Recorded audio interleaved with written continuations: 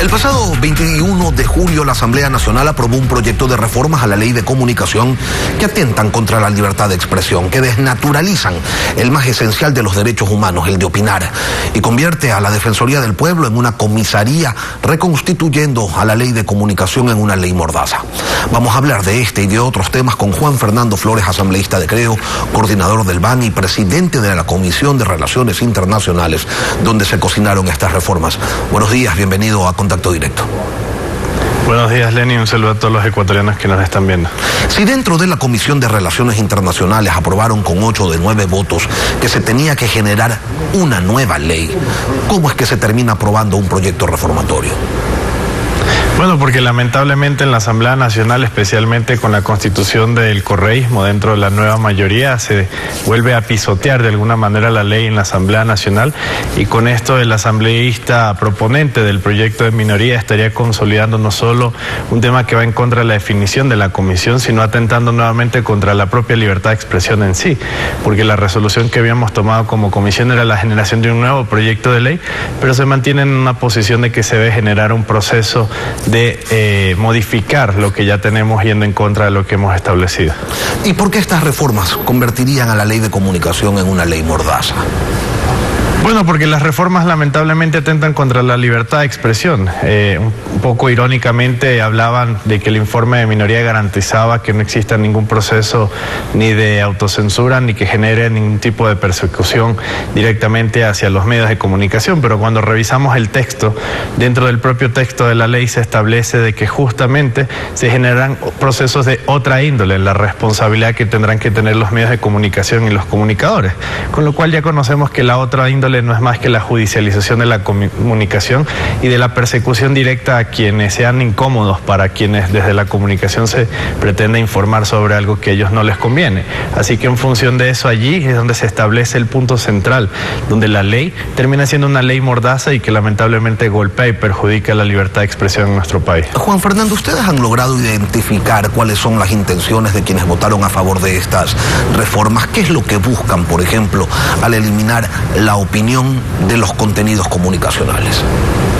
Bueno, la realidad es que más que lo que buscan es lo que realmente desconocen. Hemos encontrado que los asambleístas que votaron a favor ni siquiera fueron capaces de leer el contenido del informe. Dentro de la narrativa que establecían dicen que no podíamos generar procesos de autorregulación, pero dentro del artículo 26, numeral K, se establece que los medios tendrán que ejercer autorregulación. Hablaban de que los medios de comunicación tendrán que tener responsabilidades ulteriores y además garantizar que sean de otra índole, que como mencioné es la judicialización en sí, y además hablaban de que con esta ley le dan más amplitud a los medios comunitarios.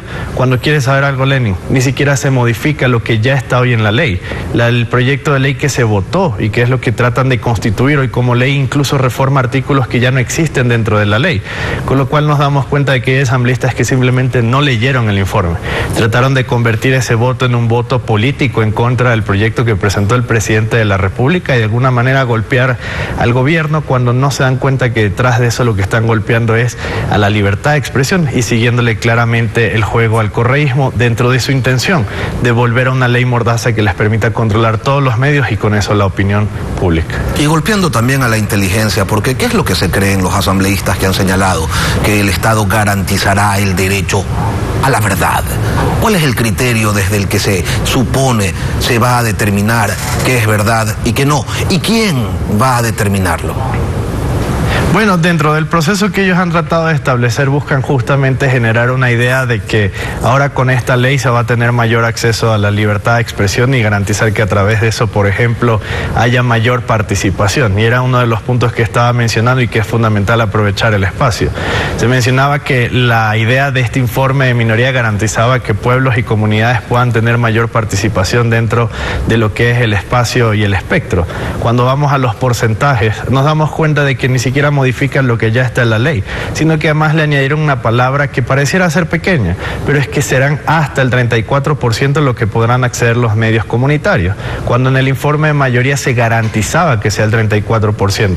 Nuevamente aquí lo que se tiene es una narrativa de presumir o pretender mejorar la ley, de garantizarle más derechos al pueblo ecuatoriano y además utilizar a los pueblos y nacionalidades, donde ahí lamentamos que los asambleístas de Pachakutik hayan caído en el juego, porque fue sus propios legisladores los que presentaron reformas para garantizar que tengan realmente mayor acceso a los espacios. ¿Y saben qué ocurre?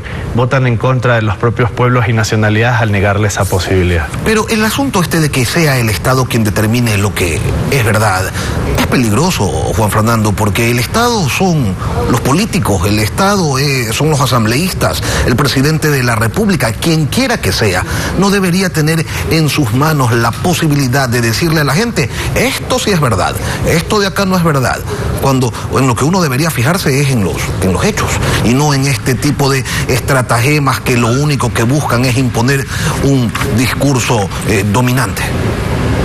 Bueno, yo creo que el mejor ejemplo de lo que para ellos es verdad es lo que ellos constituyen bajo su lógica, lo que como mayoría pueden imponer.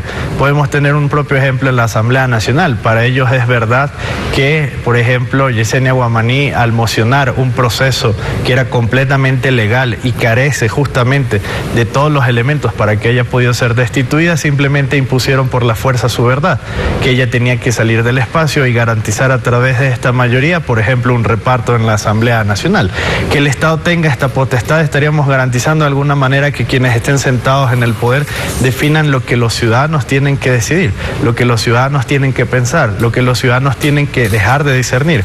Eso sería no solo peligroso, estimado Lenin, sino que estaríamos siguiendo justamente los modelos populistas que lo que les encanta es que simplemente se les aplauda por un lado y no se les critique por el otro. Pero de esa manera no puede avanzar la libertad de expresión en el país. ¿A su criterio debe ser total o parcial este veto?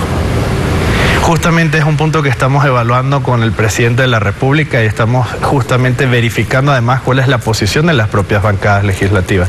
Porque aquí hay un punto que debe quedar claro, es que los asambleístas que no leyeron el proyecto de ley ahora se quieren echar para atrás y en función de eso han buscado los acercamientos con el gobierno para que presentarse un veto parcial ellos puedan contribuir con su voto a que esto se pueda corregir, entendiendo de que no se puede atentar contra la libertad de expresión y muchos de ellos son de la bancada de Pachakutik o incluso de Izquierda Democrática disidente. Así que en función de eso esperamos que esta semana tomemos la mejor definición, no solo en garantía para que podamos tener una ley clara y que permita que la censura no se vuelva a imponer en el país, sino el garantizar que realmente podamos tener libertad de expresión, algo que durante 14 años muchas veces no se tuvo. A propósito de los diálogos que se van a generar entre el gobierno y la Asamblea Nacional, ayer usted se reunió con el ministro de Gobierno, Francisco Jiménez, ¿y qué fue lo que se resolvió en ese encuentro? El día de hoy vamos a tener un acercamiento con el presidente de la Asamblea Nacional donde se van a establecer varias hojas de ruta y cuál va a ser el camino que vamos a ejercer dentro de esta dinámica para garantizar que la Asamblea Nacional realmente se pliegue a la voluntad de los ecuatorianos y no a quienes hoy están sentados en la silla. Para eso nosotros uno de los puntos que hemos colocado como primordial es que primero debe acabarse la persecución contra cualquier legislador, porque esto no es un tema de que quien simplemente me resulta incómodo es la próxima víctima de la nueva mayoría. Lo segundo es que tengamos una agenda parlamentaria clara. No existe la claridad de cuáles son los elementos que vamos a seguir en la Asamblea Nacional y eso es algo que se tiene que verificar, revisar y sobre todo esclarecer para los ciudadanos, porque no pueden ser proyectos de ley que no ayuden de ninguna manera a la realidad y a las necesidades los que se pretendan aprobar solo para decir que hicimos una agenda legislativa. Y lo fundamental, que los diálogos sean sinceros y frontales. No puede ser que esto solo sirva para una foto y decir que estamos tratando de trabajar en función del pueblo ecuatoriano. El gobierno siempre ha sido claro y abierto a que el diálogo es el camino y nosotros estaremos prestos a ello, pero siempre que exista la voluntad de todas las partes, que es lo que muchas veces, a veces no hay en la Asamblea Nacional. Pero ¿se puede confiar en llegar a acuerdos, a consensos con quienes hasta hace poco más de un mes querían que el gobierno se vaya a su casa? Bueno, yo creo que aquí va justamente a depender de lo que mencionaba Lenin, la voluntad de ellos. Si realmente existe una intención de trabajar hacia los ecuatorianos, la voluntad, y siempre va a estar la pelota del lado de la cancha de ellos. Aquí lo fundamental es que nosotros como gobierno nacional nunca hemos cerrado las posibilidades de diálogo. El propio ministro de Gobierno lleva adelante las mesas de diálogo con la CONAIE. Ahora estableceremos el sistema paralelo desde las jefaturas de bancada con la presidencia de la Asamblea Nacional. Y aquí, si el país es lo importante y lo prioritario, deberá colocarse de primero, más allá de las agendas personales. Ahora veremos quién es quién y la ciudadanía podrá saber cuáles realmente las verdaderas intenciones de cada uno de ellos. Juan Fernando Flores, asambleísta de Creo, coordinador del BAN. Gracias por acompañarnos, Juan Fernando, aquí en Contacto Directo. Una pausa y volvemos.